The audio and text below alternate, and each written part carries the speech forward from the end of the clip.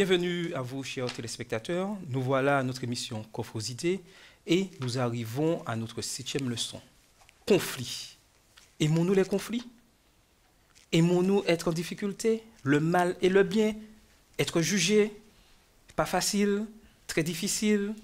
Tout ceci, le monde est bouleversé. Aujourd'hui, nous allons en discuter avec Maëlle, Yvelise, Carole, Hansli, Elisabeth et Jessica. Vous allez bien? Très bien, merci. Pour commencer, nous allons prier avec Hansli. Dans la tête et prions. Notre Dieu, notre Père, nous voulons te remercier pour ce moment que tu nous permets de passer dans l'étude de ta parole, que chacun d'entre nous soit inspiré de ton esprit afin que nous puissions comprendre ce que tu as pour nous. Nous t'avons prié dans ton Fils et pour ta gloire éternelle. Amen. Amen. Amen. Qui ici parmi vous aime les conflits? Non, Personne. Sans façon. Sans façon. Et comment faites-vous pour éviter les conflits? Ah non, on t'a dit qu'on n'aime pas, mais on t'a pas dit qu'on les évite. On peut pas toujours les éviter. Parfois, ça nous tombe dessus. On essaie d'être en bon terme avec les gens quand même, hein, pour éviter les conflits. Mais des fois, les conflits tombent sur nous. Oui. Voilà. Veut ou veut pas. Et pourquoi les conflits? Parce qu'on est dans un monde de péché. Et que, de toute façon, dans le monde, il y a le bien et le mal qui sévissent. Donc, forcément, les conflits étant la résultante du mal, ben forcément, on aura toujours cette situation de conflit. Tout à fait. Donc, nous ne devons pas avoir peur des conflits.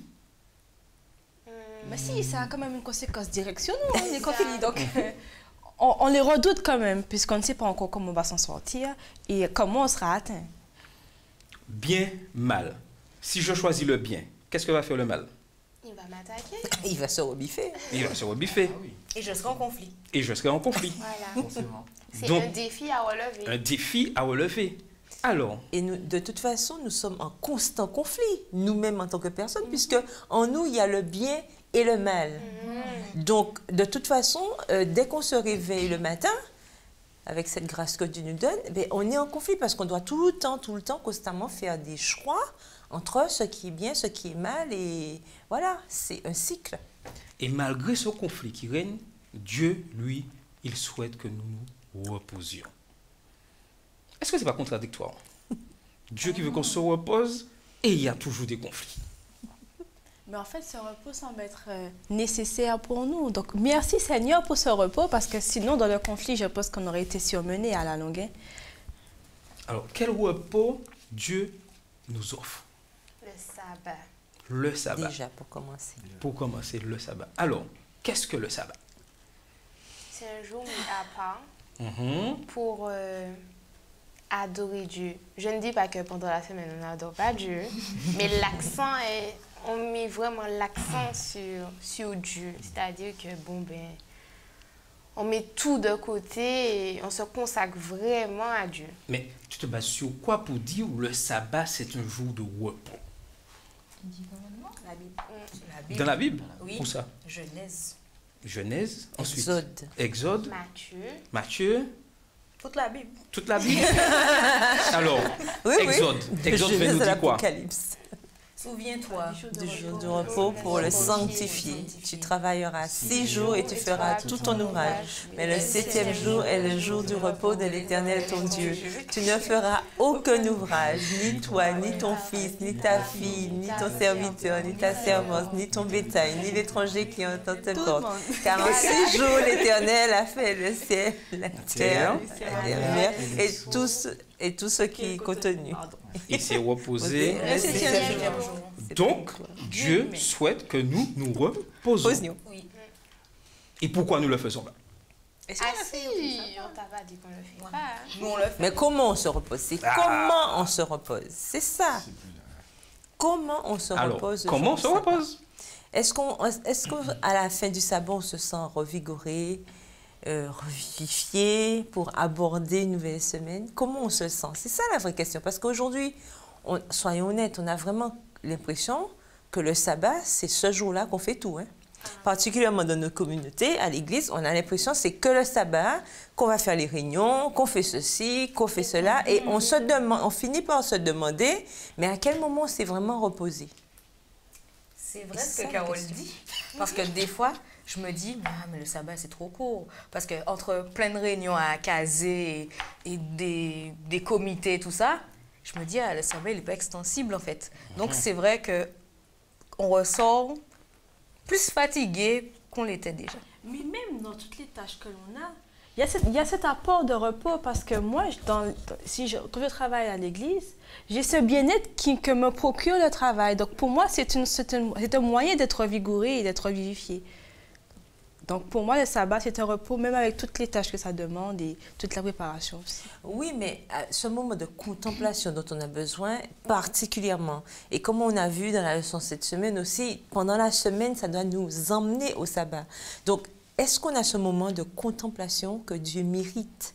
Ce moment où on a vraiment le temps de méditer sur lui, de passer ce temps avec lui. Je prends un exemple simple. Est-ce que, par exemple, période de fiançailles, ce n'est pas mon cas, mais période de fiançailles et tout, on sait que, par exemple, le mardi, c'est le jour que je vais passer avec mon bien-aimé ou ma bien-aimée et tout. Est-ce que c'est ce jour-là que je vais prendre rendez-vous chez le médecin, je vais prendre rendez-vous pour aller réparer ma voiture.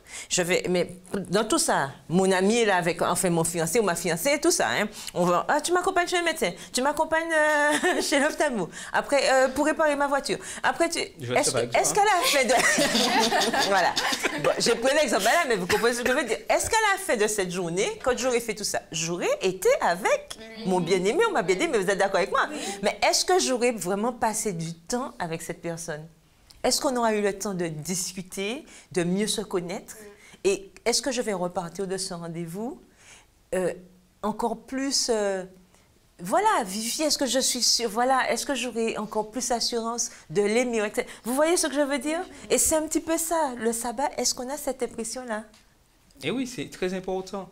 Le sabbat est ce moment de rencontre avec Dieu. Et Genèse 2, verset 2 nous dit, c'est qu'on peut lire, Genèse 2, verset 2,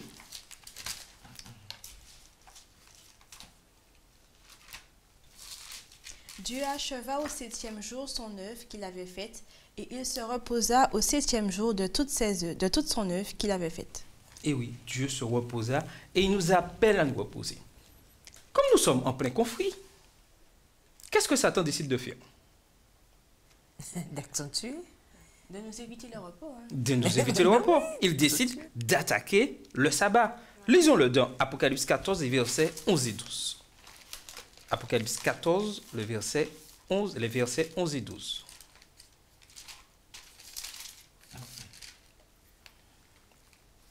Et la fumée de leur tourment monte au siècle des siècles, et ils n'ont de repos ni jour ni nuit, ceux qui adorent la bête et son image, et quiconque reçoit la marque de son nom. C'est ici la persévérance des saints qui gardent les commandements de Dieu et la foi de Jésus. Tout à fait. Satan n'a qu'un seul but, détruire le sabbat. Pourquoi, pensez-vous? C'est le jour où on rencontre Dieu, c'est le jour où on est amené à être avec lui pleinement. Je me pose la question. Je me demande, est-ce que Satan, des fois, ne sait pas plus que nous l'importance du sabbat? Et la valeur. Et la valeur du sabbat. Mais c'est très bien que ce sabbat, on sera tellement revigoré qu'on aura la force de lui résister en fait dans la semaine. Donc en fait, il ne veut pas que l'on puise de l'énergie pour faire face à lui en fait. Oui, oui. Et puis il y a ce mot important, l'adoration. Parce qu'on sait que le malin, il a toujours voulu, qu'est-ce qu'il a toujours voulu? C'est qu'on l'adore. Donc, il sait très bien que tant qu'il va nous empêcher, il va nous préoccuper avec telle activité, telle réunion et tout, on n'aura pas le temps d'adorer justement ce Père Céleste qui nous fait tant de bien. Donc, il est content, lui, puisqu'il a atteint son objectif. Tu n'auras pas d'adoration aujourd'hui. Mais voilà, je leur mets ça. Alors, à quel moment ils t'ont adoré vraiment? Le mec, il s'amuse en fait. Donc, nous avons un choix à faire. Le sabbat est un élément clé, je dirais, de notre parcours de chrétien. Un mot clé. Sommes-nous prêts vraiment à nous reposer ce jour-là? Sommes-nous prêts à recevoir ce repos de Christ? Et nous pouvons le lire dans Matthieu 11, verset 28. Venez à moi, vous tous qui êtes fatigués et chargés, et je vous donnerai du repos. Nous sommes tous fatigués. Oui ou non? Très fatigués. Et Christ nous donne ce repos. L'importance du sabbat est capitale pour nous, chrétiens adventistes du 7e jour. Que faisons-nous du sabbat? Un jour quelconque? Un jour d'adoration profonde où nous rencontrons notre Dieu pour partager avec lui, pour prendre des forces, comme disait tout à l'heure Maël, en ce jour de sabbat, pour aller de l'avant, continuer. Notre ennemi, le diable, sait bien que si nous n'adorons pas Dieu ce jour-là, il a gagné. Voulons-nous que Satan gagne? Pas du tout. Surtout qu'il a déjà perdu, en fait. Ouais, c'est ça. Il a déjà perdu. Donc, pourquoi lui donner un coup de main dans sa défaite? Je précise bien. Parce que ce qu'il veut, c'est nous, ramener nous ramener, voilà. Tout à fait. Pour participer à sa défaite, comme tu dis. Tout à fait. Donc, en tant qu'enfants de Dieu, ce que nous semons, nous le récoltons. N'est-ce pas? Tout à fait. Si nous profitons régulièrement de ce jour de sabbat de repos, qu'est-ce qui arrivera? Nous serons plus forts. Nous serons plus forts. Ensuite, Établissement spirituel. établissement On spirituel, sera totalement revigoré. revigoré. Ensuite, On saura faire face de façon optimale aux difficultés. On sera heureux. Amen. heureux, pleinement Quel heureux. beau mot. Ah oui. Et nous aurons la force de faire face à ce conflit. Tout à fait. Est-ce que nous semons de bonnes choses le jour du sabbat? Oui, nous sommes censés. On devrait. Pas seulement le jour du sabbat, mais tous les jours. On est censé. C'est ce que j'attendais. Est-ce qu'on continue à semer dans bonnes choses? Même le sabbat. Voilà, même le sabbat. Oui, Tout à fait. on est censé le faire. Il est important que nous puissions comprendre que ce jour a été mis à part par Dieu et que Dieu souhaite que nous nous reposons dans son amour. Pas un repos, je suis allongé, je dors, et puis même si je dors pendant 24 heures, je me réveille, je suis toujours fatigué. Mais même si physiquement, certes, j'ai mal, mais intérieurement, j'ai la paix de Dieu. Je sais qu'en ce jour, cela me procure une joie intense. Et malgré les difficultés, mal aux pieds, mal à la tête, même si c'est avec joie que je rentre dans ce jour. Mais est-ce que ce jour d'adoration se résume à j'y rentre vendredi soir et j'y sors samedi soir? Surtout pas. Pas du tout. Pour moi, le repos consiste aussi en le fait de rencontrer des personnes qui adorent Dieu comme moi je le fais. C'est-à-dire que quand je passe sabbat en famille, par exemple, que je sors de l'église, je passe par des personnes âgées qui me disent qu'on chante ensemble, qui me disent ça fait du bien que tu passes me voir, qu'on puisse louer, prier ensemble. C'est ce qui aussi me procure de la paix et du bonheur à passer le sabbat vraiment en compagnie de ces personnes-là et ça me revigore. Tout à fait. Et ça nous permet, comme nous pouvons le lire dans Matthieu 7, les versets 21 à 27, où c'est une parabole. Qui connaît cette parabole? Ça vous dit quelque chose? Matthieu 7, les versets 21 à 27. Parabole du Seigneur? Non. Quelle Ce n'est parabole? pas ceux qui disent Seigneur, Seigneur qui entendent. Non mon plus. nom. Matthieu 7, 21 à 27. Oui, c'est ça. Oui, c'est ça. Ceux qui me disent Seigneur, Seigneur n'entreront pas tous dans le royaume des cieux, mais celui-là seul qui fait la volonté de mon Père qui est dans les cieux. Plusieurs me diront ce jour-là, Seigneur, n'avons-nous pas prophétisé en ton nom? N'avons-nous pas chassé des démons par ton nom? Et n'avons-nous pas fait beaucoup de miracles par ton nom? Alors je leur dirai ouvertement, je ne vous ai jamais connu, retirez-vous de moi, vous qui commettez l'iniquité. C'est pourquoi quiconque entend ces paroles que je dis et les met en pratique sera semblable à un homme prudent qui a bâti sa maison sur le roc. La pluie est tombée, les torrents sont venus, les vents ont soufflé et se sont jetés contre cette maison. Elle n'est point tombée parce qu'elle était fondée sur le roc. Mais quiconque entend ces paroles que je dis et ne les met pas en pratique sera semblable à un homme insensé qui a bâti sa maison sur le sable. La pluie est tombée, les torrents sont venus, les vents ont soufflé et ont battu cette maison. Elle est tombée et sa ruine a été grande. Alors, sous quel fondement est bâtie notre maison? Ça. Ça nous devrait nous-mêmes à cette question. Parce que là, on peut bien dire sur le roc. Mais dans la réalité, c'est le sable. Vous remarquez bien, lorsque la maison a été construite, est-ce qu'on sait qu'elle a été construite sous le sable ou sous le roc? À vue d'œil, lorsqu'on la voit. C'est quand Vous savez pas. arrive. Vous savez pas, on voit pas. Mais quand tu C'est construis quand ta il y a un maison, tu cyclone. sais où est-ce que quel terrain t'as acheté, non? Oui, quand tu construis, mais, la mais base. moi j'ai pas vu comment tu as construit. J'arrive là. Est-ce que je sais, la maison est belle? Mais la base en dessous. Est-ce que je connais la base pas de la le maison? ciel, non. Je connais pas. Est-ce que c'est du rock? Est-ce que c'est du sable? À vue d'œil, cela ne se voit pas. C'est quand il y a les Mais c'est intempéries. quand arrive l'intempérie qu'on réalise tout d'un coup, un petit vent est passé, il n'y a plus de maison. Un petit vent, il n'y a plus de maison. Alors, ah mais non. Béton. Quelle fondation il y avait sur ça? Et des fois, nos vies, c'est comme ça. Des fois, une petite remarque, et je laisse l'église. Voilà. On dit, mais Ouais. sur quoi? Attends, il n'étudie pas la parole de Dieu. Mais il n'a pas vu. Construire notre vie sur le roc, c'est quoi? C'est baser notre vie sur la parole de Dieu. Basé sur la parole de Dieu. Ensuite, lorsque je suis basé sur la parole de Dieu, qu'est-ce qui arrive lorsque des épreuves m'assaillent? On s'approfondit. On s'approfondit, Ouais, et surtout ça, y rester, puisque dans une maison, c'est fait pour vivre, justement. Pour vivre. Pour y vivre, donc justement, reste on y accroché. est et on y reste. on y reste accroché. Lorsque des mots, lorsque des remarques, je dirais, me sont faites, qu'est-ce qui me permet de faire face à ces remarques? L'Esprit de Dieu. L'Esprit de Dieu.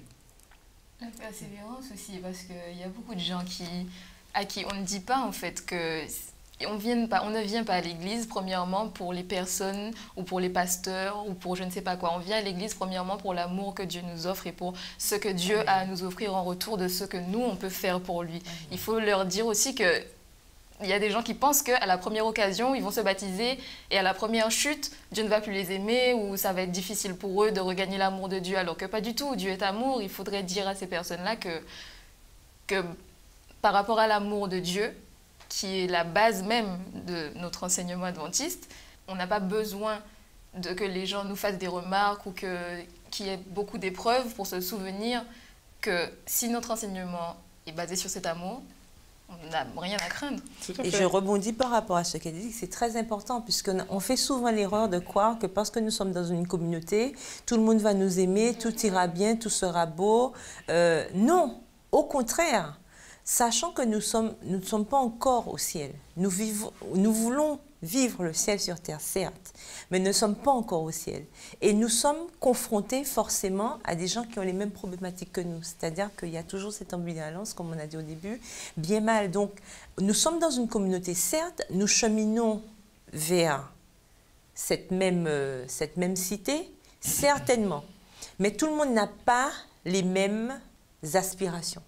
Tout le monde n'est pas là dans le bon état d'esprit. Et de toute façon, on l'a vu dans la parabole du semeur. La parabole du semeur, on a semé les grains, le semeur, il a semé, et puis on a vu que c'est tombé dans différents terrains. Donc justement, comme nous sommes dans cette ambiance, on doit tout faire pour être dans cette bonne terre qui a produit du fruit, qui a évolué, qui a donné, je crois, d'abord 50, puis 100. Et c'est ça, en fait. Nous devons, lorsque nous arrivons à l'Église, avoir comme objectif cet amour de Dieu. Qu'est-ce qui me motive pour être à l'Église? Et ça, c'est important.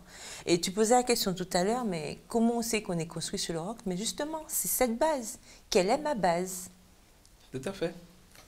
Mais il y a quand même une bonne nouvelle dans ce grand conflit, dans ces épreuves de la vie. Quelle est cette bonne nouvelle? Parce que Dieu nous donne le repos. Dieu nous promet le repos. Dieu a déjà gagné le combat. Et il nous donne l'assurance que nous ne sommes pas seuls. N'est-ce pas magnifique? Bien sûr.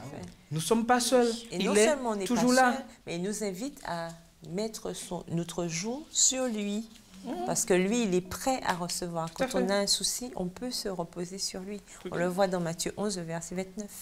Si je vous dis, vous êtes tous pauvres en esprit, comment réagissez-vous? Bien, moi bien. Toi bien. Oui, Oui, pourquoi? parce que je le prends dans le sens où je me dis que nous avons beaucoup d'outils en place pour vraiment nous rapprocher de Dieu et le connaître. Nous avons la Bible. Par exemple, je me sens pauvre d'esprit. même si je lis ma Bible, parce que la Bible, en fait, plus on la lit et plus on a de connaissances et plus on la connaît. Donc, à ce niveau-là, je sais pas, je peux me sentir pauvre, même si je la lis, parce que la Bible, je sais pas, on trouve beaucoup de trésors, en fait.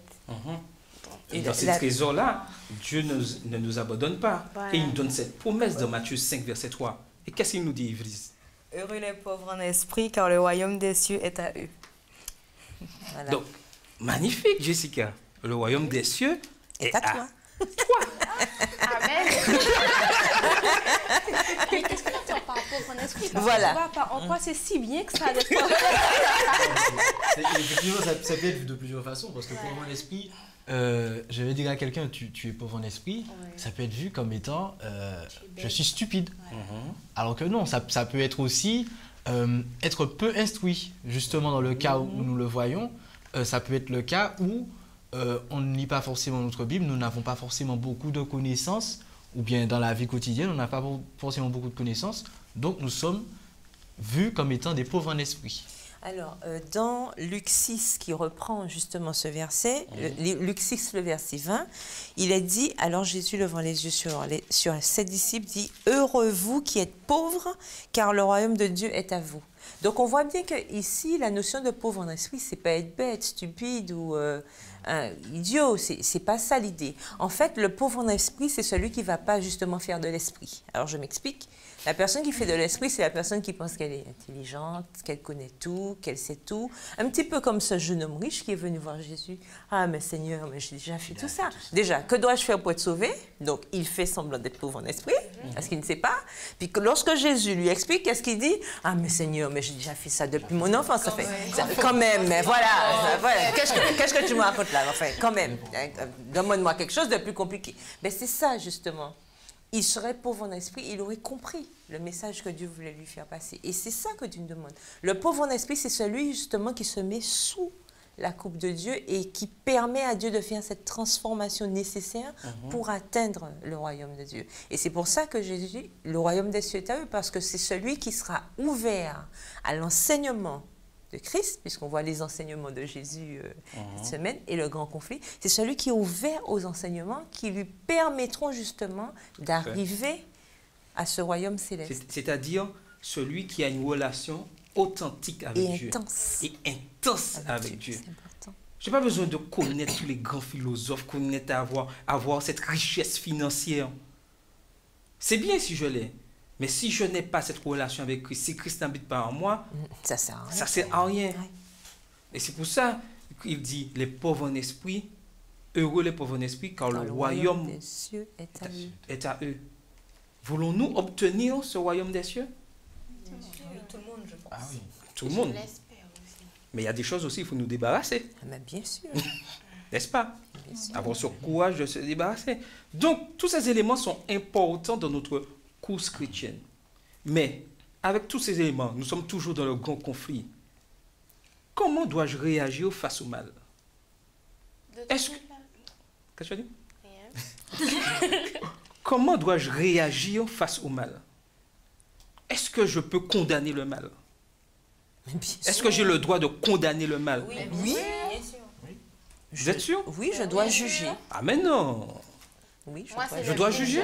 Oui, je dois juger. Que ton oui soit oui, que ton non soit non. Si la chose qui se passe devant moi est mal, il faut que je le dise. Je ne peux pas laisser mon frère se permettre de faire quelque chose de mal. Je sais que c'est mal et je ne lui dis pas. Je pécherai moi-même. Mais je vais le juger.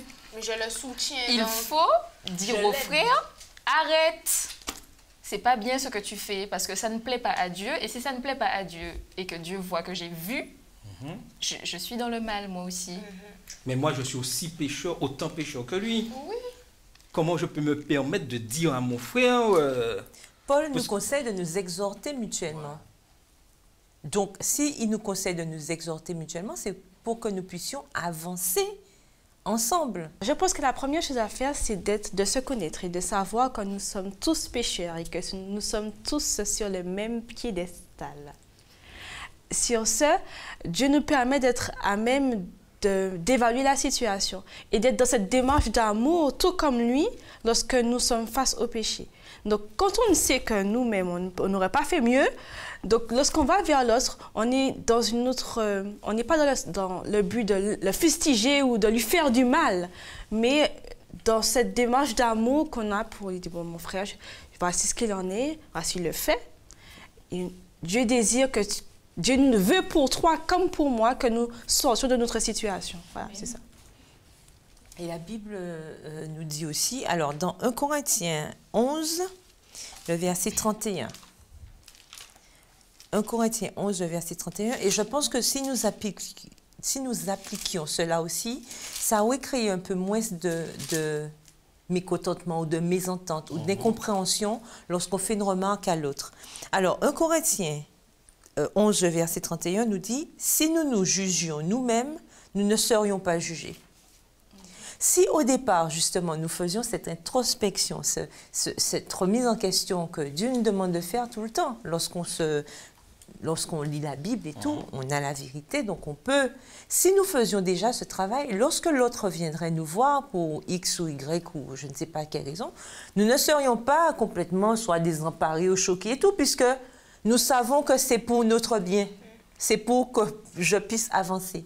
Donc, je ne serai pas constamment en train de me cacher derrière l'amour de Dieu, l'amour de Christ nous presse, etc., pour, soi-disant, inciter l'autre à ne rien me dire, puisque Dieu même, c'est comme ça. Il m'aime comme je suis. Il me dit de venir à lui tel que je suis. On chante même le chant tel que je suis. Mais oui, mais tel que je suis, c'est pas tel que je dois rester. Voilà. Donc, nous sommes dans le grand conflit et tout cela englobe. Nous ne sommes pas meilleurs que les autres. Non. Nous sommes tous sous le même pied d'égalité. Nous avons tous péché, oui, Yvelise. Mais parfois, nous confondons certaines choses. Nous jugeons l'offenseur et non sa faute. Il faut faire la différence. Tout à fait. Sa faute est condamnable, mais pas lui. Tout à fait. Et lorsque la Bible nous dit « Ne jugez pas afin que vous ne soyez point jugés », mais c'est ça. Là, ce verset qui pose souvent problème, on a l'impression qu'on ne doit rien dire. C'est pas ça. On doit juste ne pas confondre l'offenseur et l'offense. Tout à fait. Il y a un problème avec l'offense, donc avec l'attitude ou ce qui a été fait, ça c'est un problème. Je me dois, si j'aime mon frère, puisque qui aime châtie, n'est-ce pas ce que dit l'adage, qui aime châtie. Donc si j'aime mon frère, je dois le protéger de cette mort certaine s'il reste dans le péché. Tout ce que nous faisons, nous devons le faire avec amour, l'amour de Dieu. Et c'est vrai qu'aujourd'hui, on est facilement condamné les autres. Mais est-ce qu'on parle du péché? Est-ce que nous connaissons la définition du péché? Un exemple, je dirais facile. Est-ce que nous parlons de l'adultère pour définir qu'est-ce que l'adultère? Si je ne veux pas que mon prochain tombe de l'adultère, il faut que je puisse à un moment quelconque lui parler de qu'est-ce que l'adultère? S'il ne sait pas. Nul n'est censé ignorer la loi. Mais oui, je comprends que dans cette démarche d'amour, il faut quand même en parler. Et nous pouvons lire dans 2 Timothée 4, verset 2, si quelqu'un peut lire, 2 Timothée 4, verset 2, ce qui est dit. 2 Timothée 4, verset 2. Prêche la parole, insiste en toute occasion, favorable ou non, reprend, censure, exhorte avec toute douceur en instruisant. Et j'aime bien cette version, en enseignant avec une patience parfaite. Qui reflète Dieu, quoi, en fait. Oui. Mais dans le texte, à aucun moment, il n'est dit ne fais pas de reproche. C'est même marqué reprend, censure. Donc, à un moment, il y a des décisions que nous devons prendre. Mais censure comment? Avec douceur. Avec douceur. C'est grâce à l'amour que nous avons pour l'autre et que Dieu nous permet d'avoir, que nous sommes capables de juger correctement. Tout à fait. Avec douceur, comme Dieu le ferait. Douceur et en instruisant. Ça veut dire qu'il faut aussi expliquer pourquoi telle ou telle chose, c'est pas bon. Et l'amour, c'est quoi? C'est reconnaître que chacun d'entre nous, nous sommes des cas individuels, cas particuliers. L'instruction que je mènerai avec Maël ne sera pas la même instruction avec Ansli. même si le péché est le même. Mais chacun a un parcours, a une connaissance. Et la parole de Dieu dit, nous serons jugés selon nos connaissances, n'est-ce pas? J'ai bien aimé tout à l'heure l'expression de Maël, nul n'est censé ignorer la loi. Donc, Dieu agit envers nous avec amour. Agissons-nous de la même manière avec les autres? Oui, Yvelise. Je dirais que finalement, juger, c'est juste aider son frère à accéder au ciel. Voilà. C'est notre Voilà. démarche d'ailleurs. Oui, c'est notre démarche. Démarche de salut. Démarche de salut. Amener l'autre au ciel. C'est-à-dire lui faire comprendre l'importance.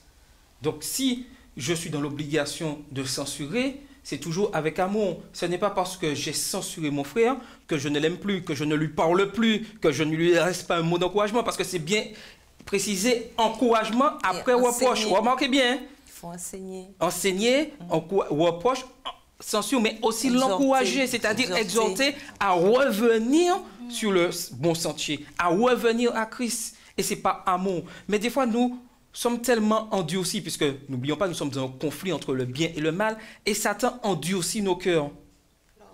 L'orgueil. Voilà, mais c'est surtout ce que Maëlle disait au début aussi, cette impression qu'on a d'être toujours meilleur que l'autre. Alors que non, si nous partons sur cette base que nous sommes sur le même pied d'égalité, ce qui arrive à Pierre peut arriver à Paul aussi. Donc, justement, on doit se soumettre à Dieu, oui, mais si l'autre est tombé, d'accord, je ne dois pas me moquer de lui. C'est pas ça le but. Je dois l'aider à s'en sortir, demander à Dieu de m'aider justement à ne pas tomber dans le même piège, mais me rendre bien compte que ça aurait pu m'arriver aussi. Et ne pas estimer que, bon, toi... Et ne pas dire parce que je suis dans ce péché ou j'écoute ce péché, tolérer les autres et laisser aller les choses. Voilà. Oui, Marielle? Et dans la remise, enfin, puisqu'on se remet à Dieu, remettons-nous à Dieu aussi dans la tâche qui est de juger. Je pense que Dieu utilise des personnes au moment où il le faut. Ne nous sentons pas super-héros pour aller dire qu'on va aider l'autre. Si Dieu t'a donné cette tâche-là, il te donnera les mots nécessaires pour faire la tâche. Tout à fait. Et toujours avec amour. Et une chose, je vais vous laisser, Dieu cherche ses brebis perdues, c'est-à-dire chacun d'entre nous. Comme nous l'avons appris au cours de cette émission, Dieu n'a jamais eu pour objectif d'arrêter les pécheurs et de les punir. Ce n'est pas son objectif. Ce qu'il désire, c'est nous offrir l'acceptation, le pardon et la restauration. Serons-nous des éléments dans la restauration des autres autour de nous? Serons-nous des éléments apportant le pardon à ceux qui nous entourent? Serons-nous des éléments de ceux qui permettent aux autres de comprendre qu'est-ce que le véritable repos dans ce grand conflit? Au revoir, chers téléspectateurs, et à la prochaine.